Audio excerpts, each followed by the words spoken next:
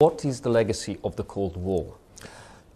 When the Cold War ended in 1989, much unexpected and hardly anybody predicted it, we should always remember that, I would say that this changed the world.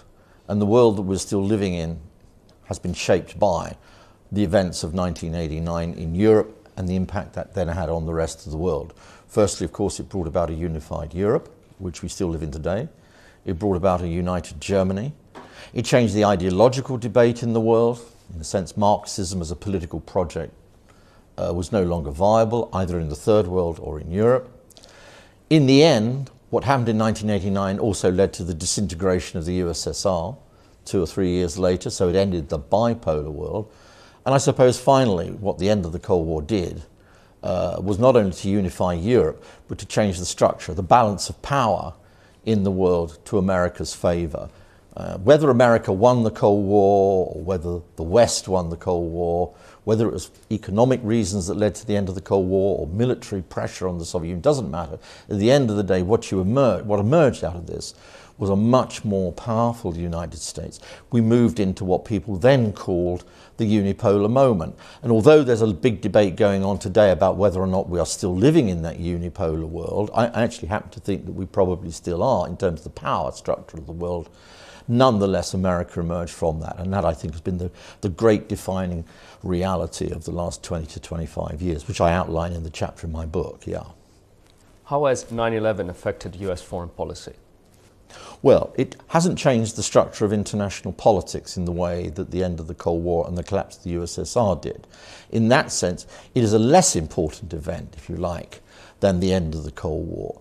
On the other hand, we are also now living in a world which has been shaped by the attacks of 9/11. More importantly, it's been the American response to 9/11, which could not have entirely been predicted. That's the point. You then had a particular kind of president in power, G.W. Bush, with a particular kind of ideological and political outlook, with a lot of American power behind him. Again, the unipolar moment gave America great power. And the American response to this was extraordinarily muscular. It not only led, in a sense, to the war against Afghanistan, but they translated this into a wider war on terror, and they translated this to attempts to regime change a number of countries in the world, the most significant being Iraq. And in many ways, there was great controversy about the Iraq war, but I think the consequence of that, and I think even those who once supported the war in the United States would now admit this, that while Afghanistan was a necessary war, Iraq was a war of choice. It did not lead to easy peace, and it has led to what many would say is much more destabilized Middle East today. But its consequences long term are huge. We are still living with terrorism. The issue of terrorism remains with us.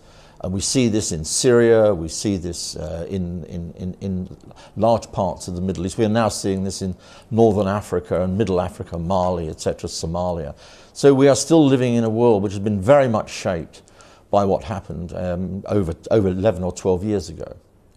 What are the consequences of the ongoing financial and economic crisis on international politics? I would call this the second great crisis facing the United States in the period between 2000 and 2010. And right until the end, and here again is a classic case where most people did not predict the crash coming, although one or two did, by the way, but nobody wanted to hear what they said. When the crash finally came, I think it's done 3 or 4 things. Firstly, of course, it has made the financial system that much more unstable, and we're still living in a very deep financial uncertainty. The reason why the financial system is still alive and well is because government is now pumping billions and billions of dollars, of euros, of pounds and yens into the international financial system. We're being held up by a massive debt, quantitative easing.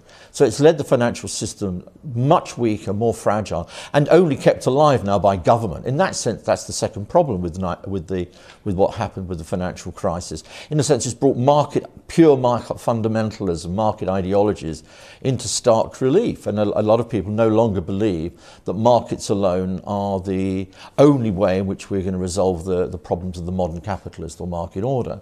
I think the third thing it has done, and I think this is a larger question, it has generated what I would call a psychological as well as an economic crisis in the West. People are no longer as self-confident as they were before about markets, about Western economic models. And of course it's spilt over to Europe in 2008 and 2009. Within a year it had spilt to the Eurozone, and we're still living with that. So the consequences are both deep, long-term, and they're more than just economic. I think they've done a lot to dent and weaken Western confidence in their own institutions, particularly economic institutions. Can China rise peacefully? Well, this is the big question, and China itself claims, and has constantly claimed for the last 10 years, that it can rise, and it can rise peacefully.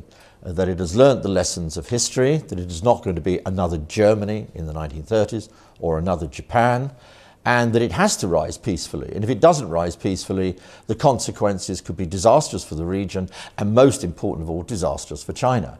So I do think the Chinese, or the Chinese government rather more precisely, both the old government and the new government in Beijing, really does have an interest in rising peacefully. The question is, however, if they are rising, and they clearly are rising economically, and they will begin to translate this into more political muscle, more diplomatic muscle, more military muscle, and we're beginning to see in 2012, 2013, signs that China is pushing its weight around, that it's translating its newfound economic power into newfound diplomatic power.